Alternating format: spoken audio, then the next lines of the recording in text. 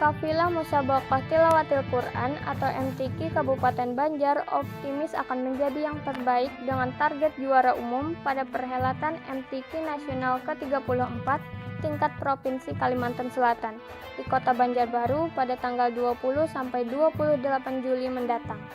Rasa optimis tersebut cukup beralasan lantaran pembinaan serta latihan yang dilakukan oleh LPTQ Kabupaten Banjar terhadap para kadernya sudah maksimal. Hal tersebut diungkapkan oleh Sekretaris LPTQ Kabupaten Banjar, Ahmad Nisfuani, saat ia bersama kontingen dilepas oleh Bupati Banjar Haji Saidi Mansur di halaman Pemkab Banjar, Martapura, Senin 17 Juli 2023 pagi.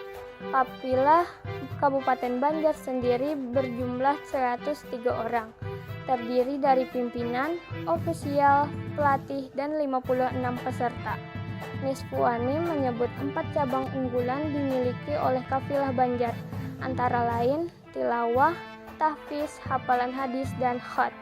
Sementara itu, Bupati Banjar Haji Saidi Mansur berharap kontingen bisa mendapat prestasi yang terbaik, sehingga dapat mengharumkan nama daerah.